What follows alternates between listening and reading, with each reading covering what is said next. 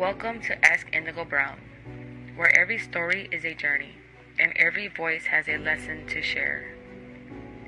In each episode, we dive deep into the black and blue moments of life, those tough, testing experiences that leave their mark.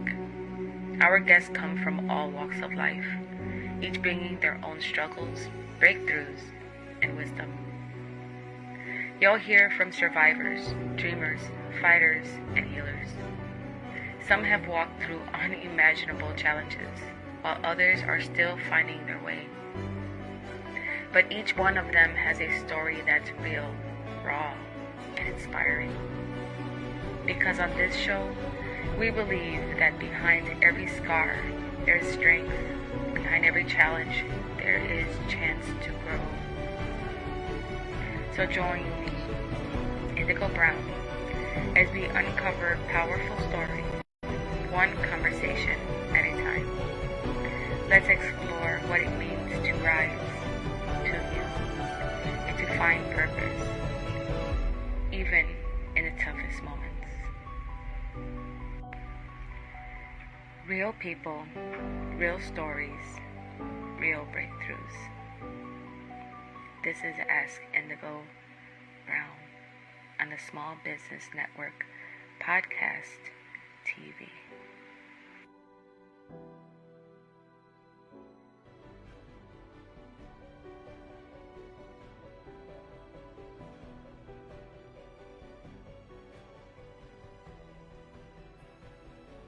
Hello, and thank you for tuning in again. I am Ask Indigo Brown, and you're watching me on the Small Business Network Podcast TV. Today's guest is Virginia Dale Manning.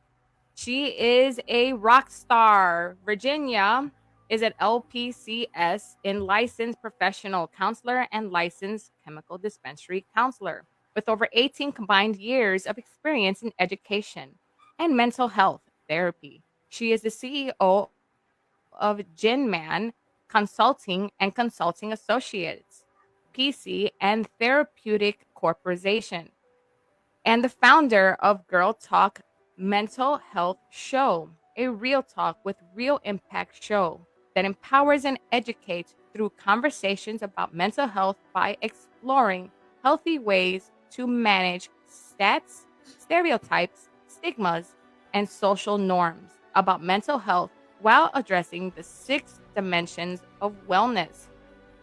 As a powerful, authentic mental health and wellness advocate for over 13 years, she stands firm against the lack of education and empowerment concerning mental health. Her mission is to share knowledge and the key to help overcome life's common challenges. As a 4-time author, she's passionately motivated, inspired, and guides and supports others through their lives and the best of life. She is the mother of 4 outstanding adults and a granny of 8 adorable and awesome grandchildren. She enjoys cooking, traveling, family time, and so much more. She lives each day of her life's purpose, driven and dedicated to living a life according to God's will. Hello, Virginia. Hello, how are you doing? I'm doing good. Great. Thank you for having me today.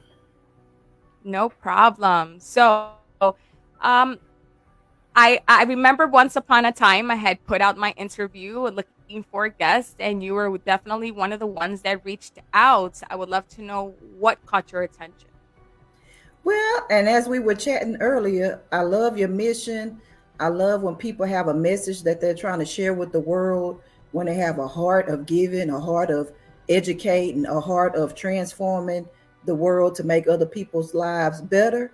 And I just loved your message. Got you. We can never go wrong with a cause and a purpose. So, it definitely helps to have others wanting to enjoy that same mission. So, who are you? Let's know a little bit about who you are, what it is that you do, and why are you serving the mission you have so far? Well, as you read in my bio, I'm a mental health therapist. I've been licensed since 2011. I have a practice with multiple locations, and my goal is to continue to expand I recently launched the Girl Talk Mental Health Show where we educate others. That's my passion, about educating people about mental health. And my mission and my goal is to educate and empower 2 million people within the next 3 years. And I'm glad that you are helping me with, having me here on this platform. But I just love educating people because, my story started when my mom had mental health issues and she completed suicide in 1994 on her third attempt. And she had mental health issues and she did it with her psychotropic medications that she was receiving from a psychiatrist.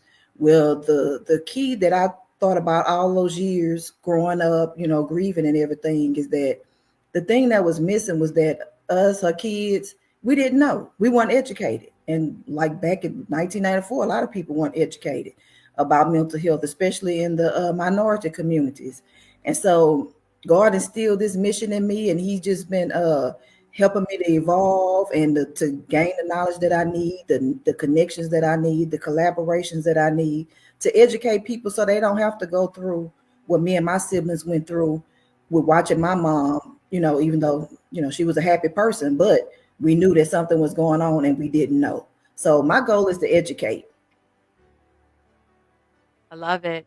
A lot of people don't really talk about depression and suicide thoughts and mental health issues.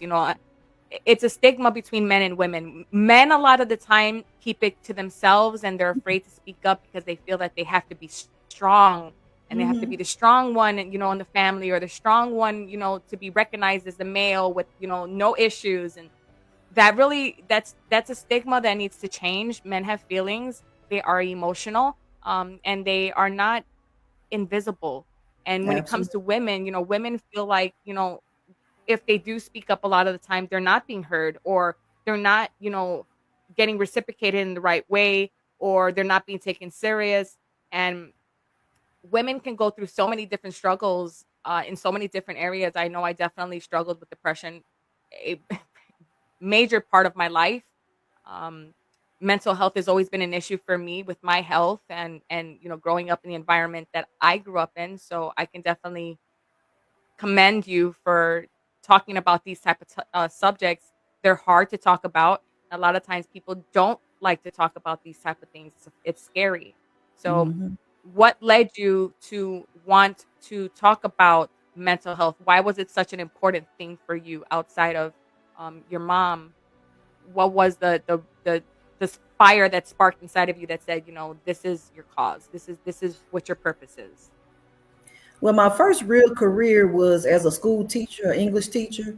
And in the classroom, I was at a low socioeconomic school. And in that classroom, I did more counseling, more support, more, guidance than I did teaching because, those kids really needed some guidance. It wasn't just about the education. Sometimes you think that they are not intelligent or whatever, but that's not even really what it is or why they do certain things in the classroom. A lot of times it's because they have things going on at home and they come to school to kind of like get away from home, and but they bring the emotional traumas to school, and then the education department, schools have to manage those things in order to manage your classroom. And so I went to become a school counselor. Couldn't get a job as a school counselor, and that was God. I wasn't tripping or anything because I have to follow, what He tell me to do. And then Right. I finally was like, okay, I'm not gonna keep, let the school keep me or the district keep me from moving forward in my journey to be a counselor. So I went back to school, got 3 more hours, and became an LPC. And I resigned. I went on my journey. I wanted to help people, but between that was even before I really connected it to my mom. I was on this journey to help people mentally, especially minorities and low socioeconomic people who, we're not privy to the education or the resources about mental health that's out there that we just don't know. Right. Right. Right. And so it took you to have to go through a mission. I call it the mission impossible, when you have to look for those resources and that help, and finding the locations that don't have a stigma behind mental health. It's like too many places don't understand the severity of mental health and Mm-hmm. what it means to be okay mentally, physically, and emotionally, including spiritually, and to say, Mm-hmm. I'm not okay. I am having issues. I'm not in the right place. I'm not in the right mental space. These are hard words to come out of people's mouths a lot of the time because they feel like they have to prove a point. They have to be the strong one in the family. They have to, not show that they're not okay so that everyone else can, just see them in a certain way. Well, sometimes you need to say you're not okay. Sometimes Yeah. you kind of have to say I need some help. Because people need to know that someone hears them. If no one at all, one person hears them and can help them in that type of a way. So, have you ever struggled with your own mental health issues? All the time. Everybody does at some degree. It's just different levels. We have the depression where, okay, I'm sad today because my day didn't go well, or I didn't get my paycheck, or I stumped my toe, whatever it may be. We all have those types of depressions or sadness, or I didn't pass a test, or I couldn't get the job. We have anxiety. Oh, I'm about to take a test. I'm nervous. I'm about to go on a job interview. I'm about to, come on a podcast show. You have these levels of nervousness or depression or anxiety, which Definitely. are like life, right? Those are life things. But when you Yes. don't seek the help that you need, or guidance, or get some tips and tools, coping strategies, whatever it is that you may need, then those low level symptoms escalate and snowball into higher levels where it seems like it's overwhelming and uncontrollable, and it's hard to get a grasp on it. So yeah, I do, suffer from depression, especially when my mom passed, grief, and the five stages of grief, right? So grief never goes away. I just learned how to manage it, and so that instead of letting it be a crutch, because it's gonna happen, I don't like try to say, oh no, don't ever happen grief. But instead of using it as a crutch, I try to use it as a platform and as a positive momentum to keep me going and go forward to be on my mission that I know that I have to serve to other people. That's right. See, we can talk about having our moments and still get through it and be okay. Be okay. So, when it comes to your six dimensions of wellness, what is this? So the sixth dimension of wellness is like it's really life. Like it's all the things we experience in life. Is uh job, like occupational, is the physical, the mental, is all these dynamics that we have in life, right? And so if you so this is, and I don't have anything against people who take medications, but I'm not an advocate of medications because my mom committed suicide on her medications. I believe in healthier ways to manage your symptoms. Yes, some people, do need medications. I'm not knocking that, but I'm just saying for the general population, right? Most of us really don't, because as my slogan for my business is to overcome life's common challenges. And we don't think they're common, but they really are. Like every day we go through things, financial, occupational, family relationships, all of those things that we go through life, right? Are normal. But when we learn how to identify those things, the areas that we are strong in and weak. We always want to focus on the weaknesses and the negatives. But if you focus on your strengths and the positive things that you have going on in those eight dimensions, I know I didn't name all of them, but if you look it up, the eight dimensions, and you'll know what I'm talking about, you can relate to them. You're like, oh yeah, this is life, right? All these areas are areas in my life. But if you manage those areas in a healthy way, as in, I'll just say like relationships, for example, it could be work relationships, it could be church relationships, it could be the relationship with your neighbor, the relationship with your co-workers, whatever. They're all relationships.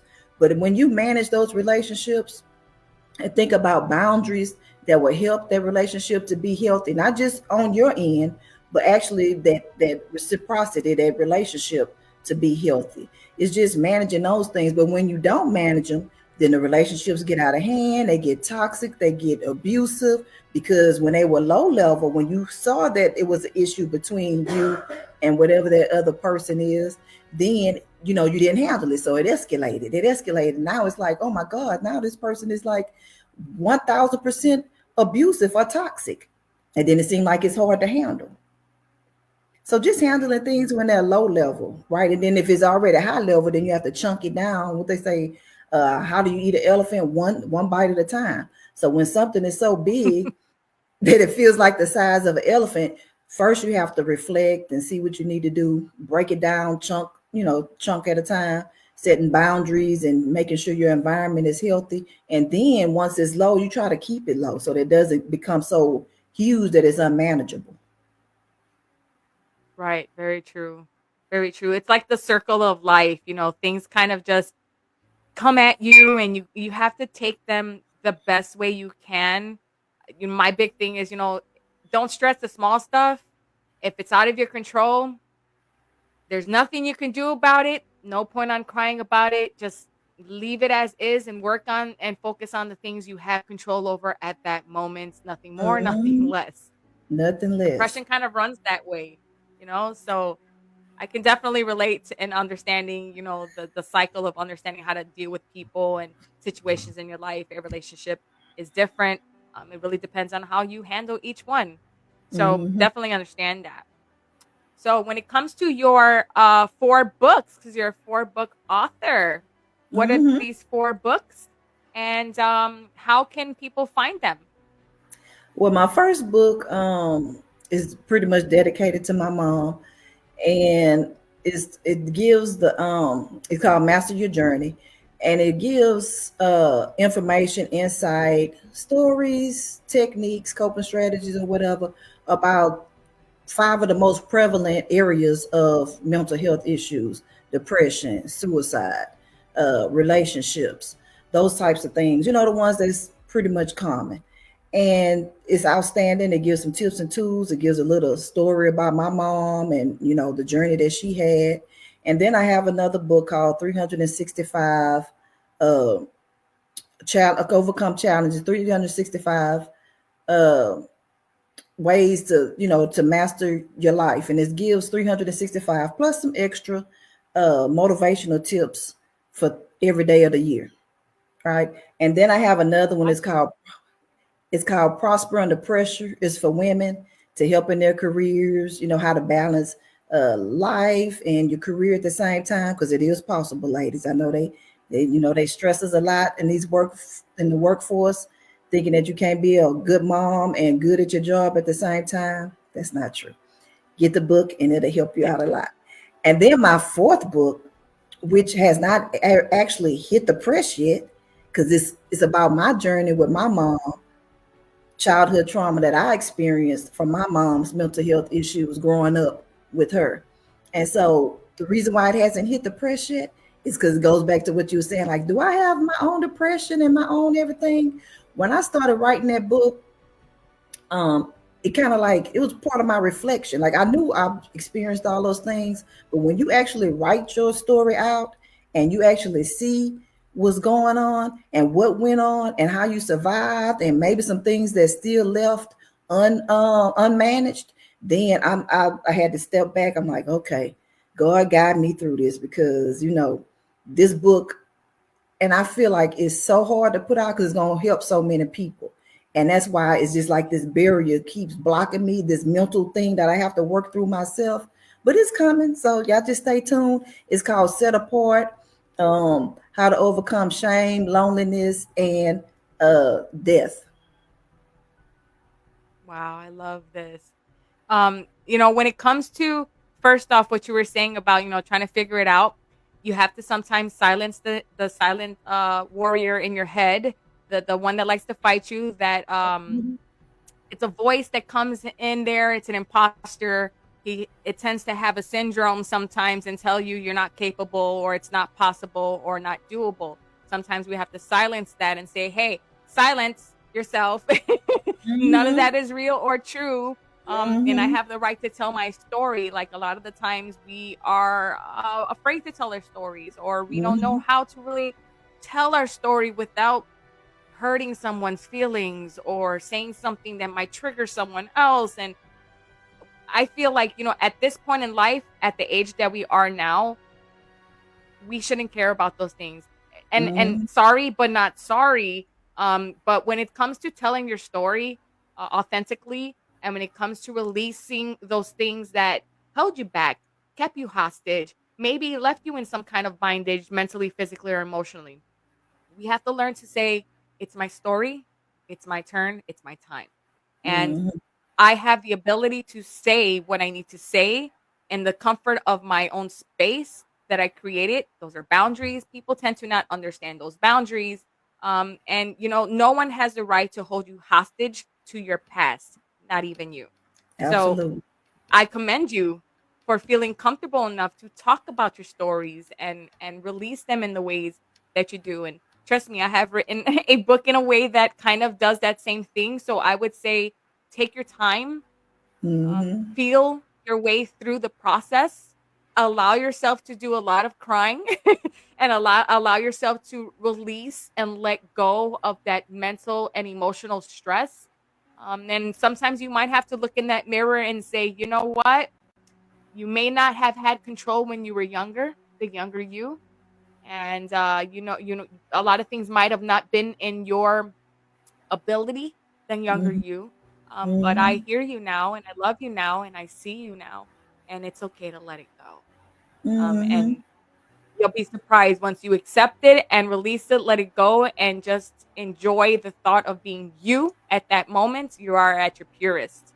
Release Mm-hmm. and let yourself shine like no tomorrow. It's your story. Yeah. No one else can And tell the your story better than you. right. And the weird thing is about it is because, I mostly remember my mom being happy, and you never would think about her having depression. The only way I kind of really knew is because I knew she was going to a psychiatrist and taking medications. But that's one of the indicators now, like over history, over how I've seen people, especially like celebrities or whatever, and they're in the news and they commit suicide, and you're like, they are the happiest person in the world. Who ever suspected comedians, people who are always in the limelight being happy and everything? Who would ever expect that they committed suicide or that they were in this state of depression, that it was so bad that they wanted to end their lives? And that was the part that I had to Right. process, the other side, that I started realizing, oh, some other things were happening. And as a kid, you really don't see it. You just see the fun, the happy, because she always was doing things to make Right. it life fun and happy. But then when you get old and you start processing, oh, wait a minute, this happened and that happened. Wait a minute. Right. So it wasn't all peaches and cream like as a kid you thought it was, or that person wanted to portray it to be, because that's what they do. They try to portray a world of happiness when on the inside they really Right. are hurting.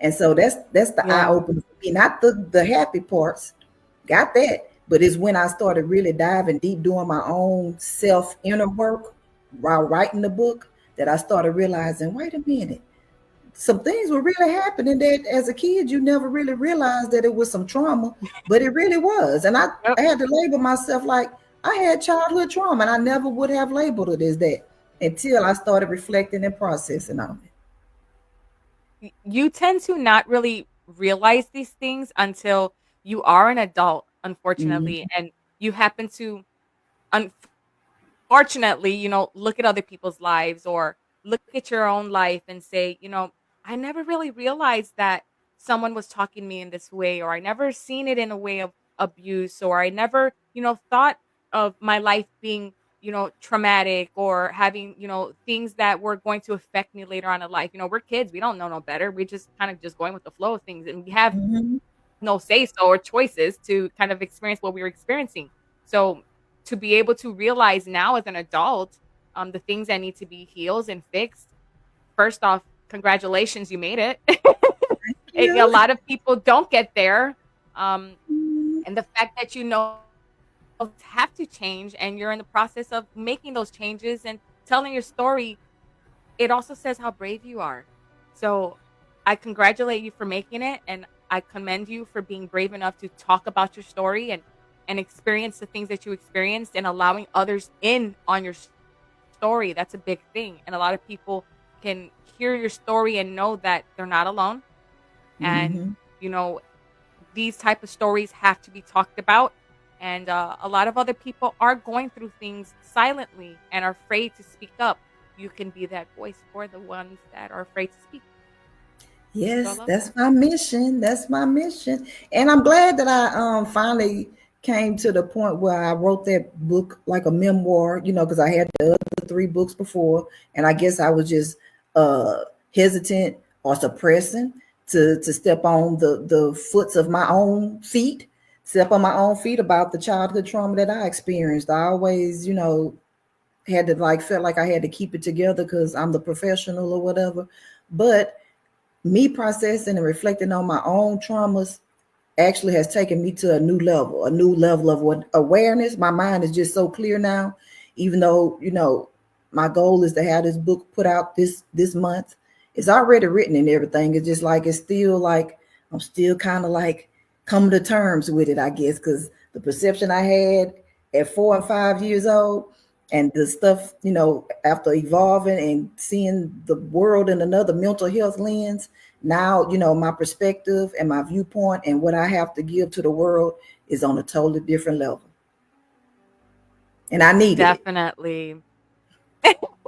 Definitely. You needed the purge. You needed to release and let go and Mhm. kind of like, allow yourself to be okay in those moments. It's okay to be in those moments. I would definitely tell you with this book, you might want to sit in it for a little bit and reread it again, five more times and kind of Mhm. say, I allow myself to talk deeper on these subjects. I allow myself to release more baggage, burdens, and labels. This is something that I work on with my clients. I, teach them about baggage, burdens, and labels. Releasing the baggage, letting go of the labels, and releasing the burdens that have injured you for so long. So feel comfortable in releasing that story completely. Don't care about what anyone else is going to think or feel. It's not their story. It's not their time. Mhm. And I'm glad you Definitely said that give because your healing point. I felt under pressure to get it published, or whatever, because it's written. I'm like, no, God's timing is the No, best go to them. timing. And so I just have to wait. That's And right. when it's ready, he'll make it easy for me. So I know now is not the time because it's not easy enough for me. Right. Right. See, you already know. So it's, you have to go through it. That's why I'm telling you, reread that book at least five more times Five more and feel times. comfortable enough to say five more times. Go through it and say, okay, I could have said this better, or I could have expressed more in this area, or I could have released more of what I felt in this portion, or maybe, people need to hear these words because they're important.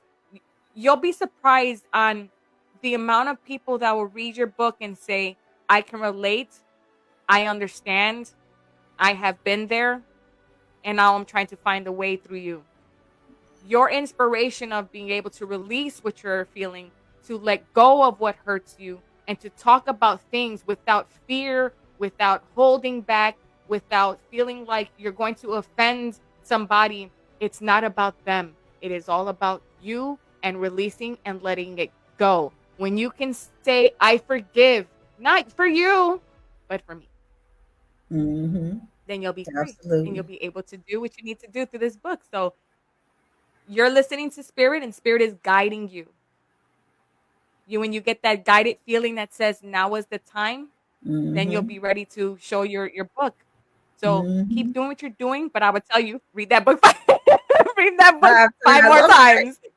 Okay. Five more times. I'm telling you, because the first time you read it, you're gonna go through it and you're gonna say, and promise you, you're gonna say, wow, that's my story.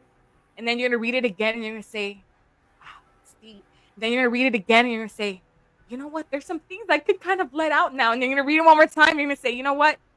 I can change some stuff. I think I'm comfortable enough to talk about this, that, and the other. And then that last time you're gonna say, you know what? That's it. I 5 promise times the you, five more charm. times. Fifth time's a charm. So when it comes to moving forward in your life and making the necessary changes, not just for yourself, but also for your career and for the helping and healing of others, what does your plan of that look like for you? Well, my mission and my goal, and I've really been jumping into it in 2025. I've already always had this vision and I've always been working on a plan, but 2025 was my go time where I am here to empower and educate 2 million people over the next 3 years about mental health, the stigmas, the stereotypes, the statistics, and the societal norms that keep us from paying attention to our mental health because of all of those areas. And of course, using the 8 dimensions of wellness so that you can do it in a healthier, more prosperous way so that you feel more comfortable and more in control. Because sometimes Very that true. mental health is about the lack of feeling like you're in control. And then I'll pivot off of what you said earlier about moms and dads and things like that, and feeling weak when we address our mental health issues or feeling like we don't have it together. But this is what I tell my clients is like, actually, when you identify those things and you work on them, that's a sign of strength. People think it's a sign of weakness, but actually it's a sign of strength because it will make you a better mother, a better father, a better co-worker, a better church member, a better, just a whole better for you, that self-love and that self-care. So when you work on your mental health issues and symptoms and all of those things, challenges, whatever you want to label it as, then actually that's a sign of strength. Going and pivoting forward to do the things that you need to do that, most people are scared to do is a sign of strength. Oh, definitely. I say it's a you're leading an example. When you can do it, it allows others to say, well, they did it. I think Mm-hmm. I can do it. I'm strong enough. So you're Absolutely. strong enough to be strong for others. And that's Mm-hmm. definitely a lead in the right direction.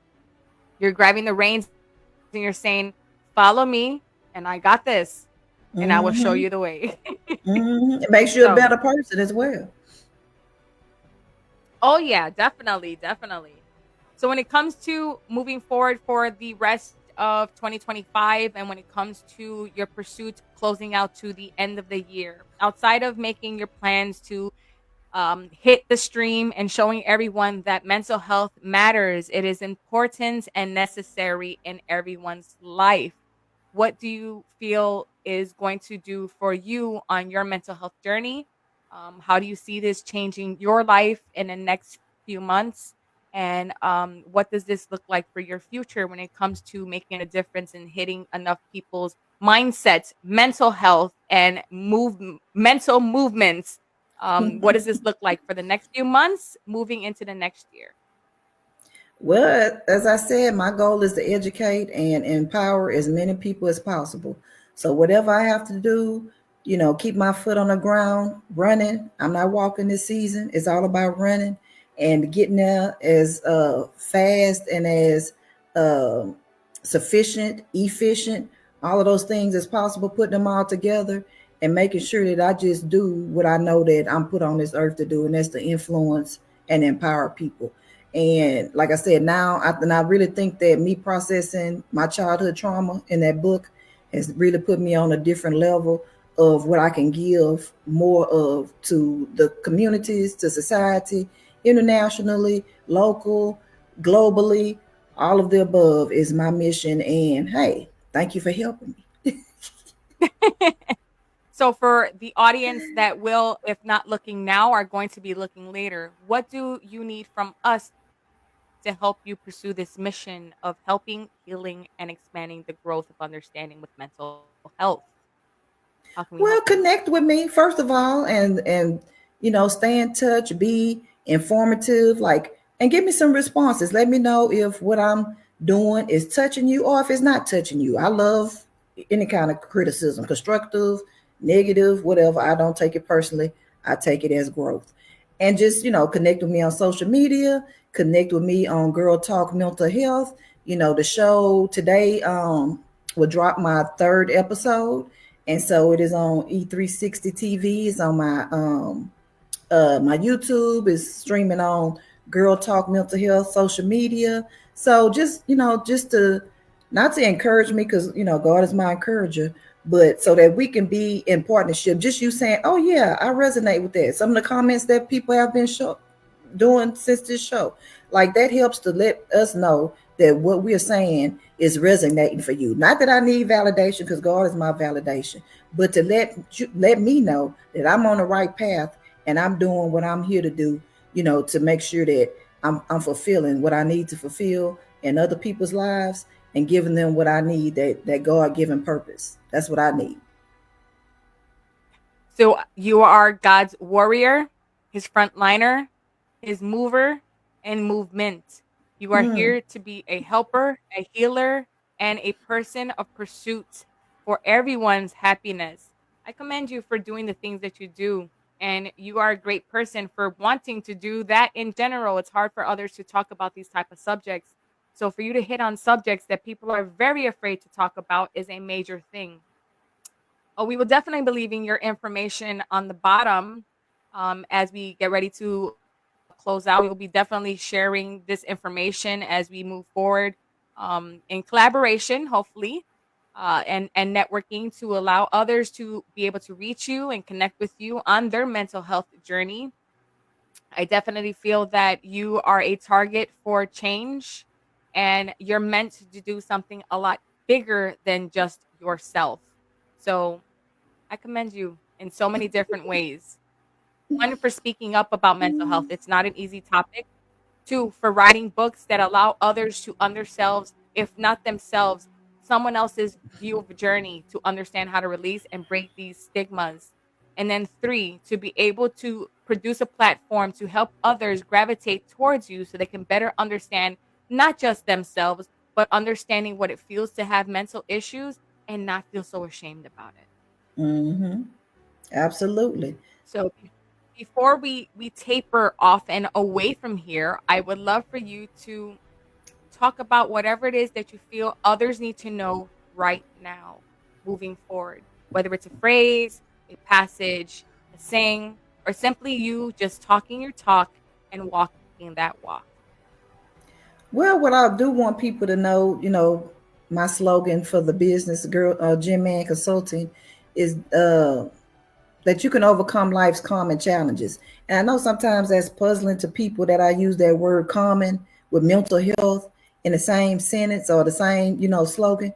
But I want people to know that it is common to have depression, anxiety, these emotional ups and downs, to have toxic relationships, to have healthy relationships, healthy and unhealthy. All of those things are common. But the thing that could set you apart is that you reflect on it, you recognize what areas you need to work on. You recognize your strengths. You recognize how you can have a strong, supporting, positive community of people behind you. And a lot of times, it don't have to be family and friends.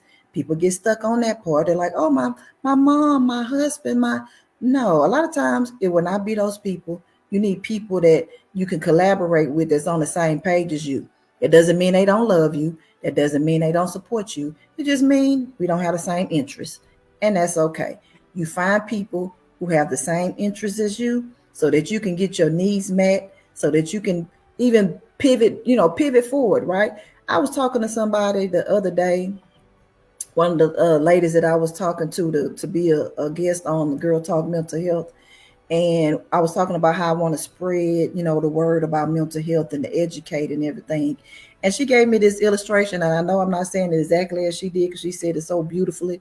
But she was talking about how, you throw a stone in the water and then you have the ripples and then they go out into the water, spreading out into the water.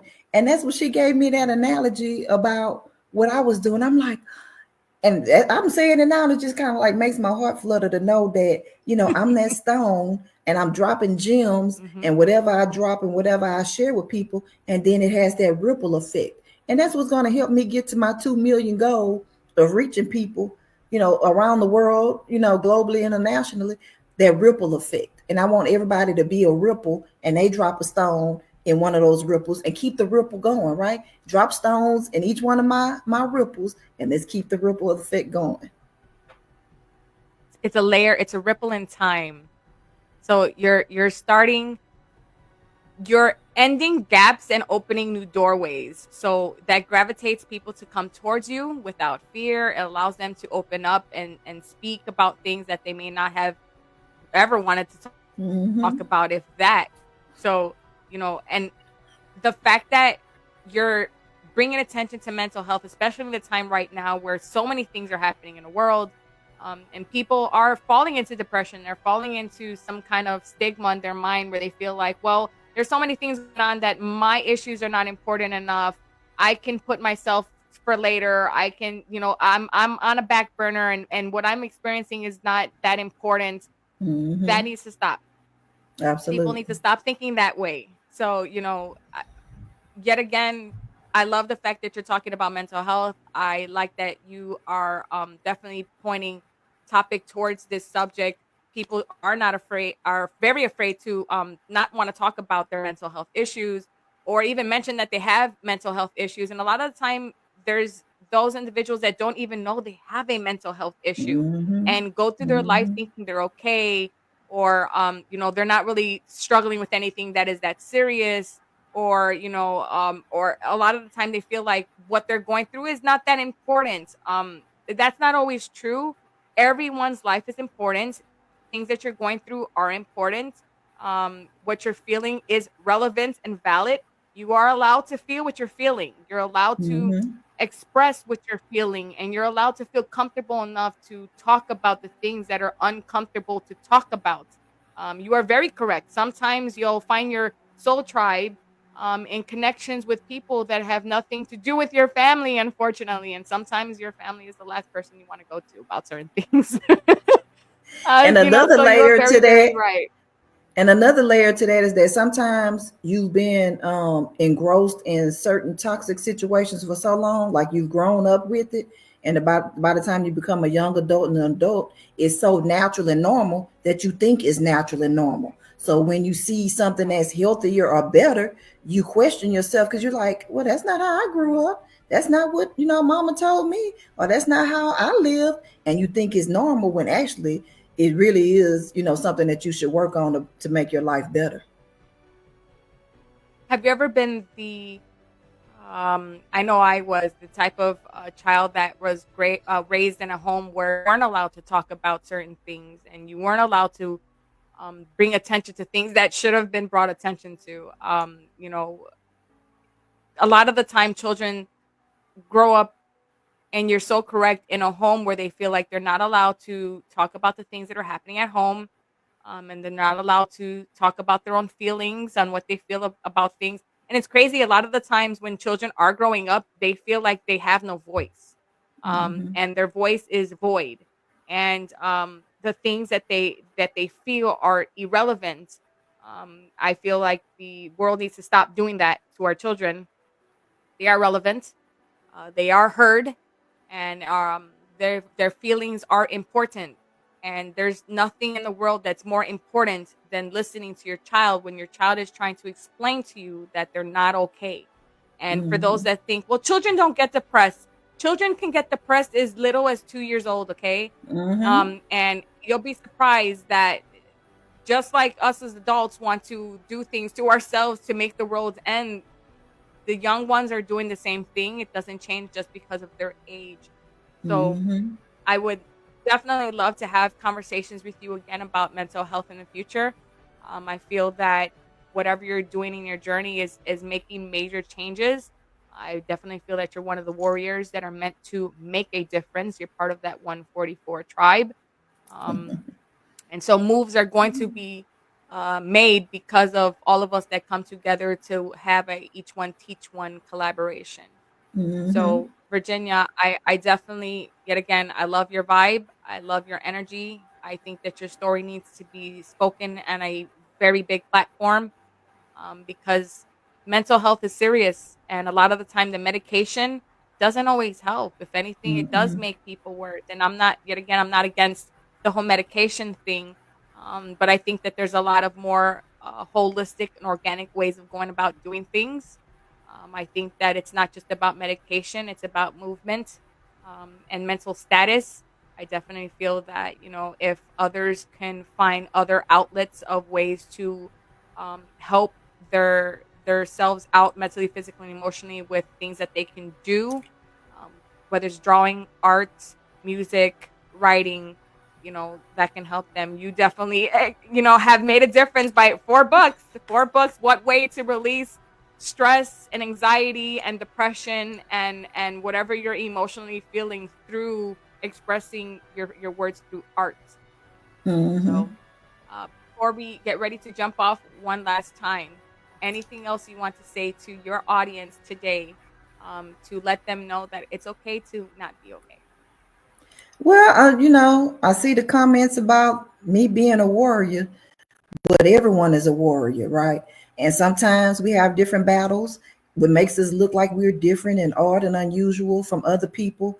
But no, stand as a warrior in your area, in the things that you have to conquer, in the things that you went through and that you survived, and then you continue being a warrior so that you can help other people become a warrior as well. Right.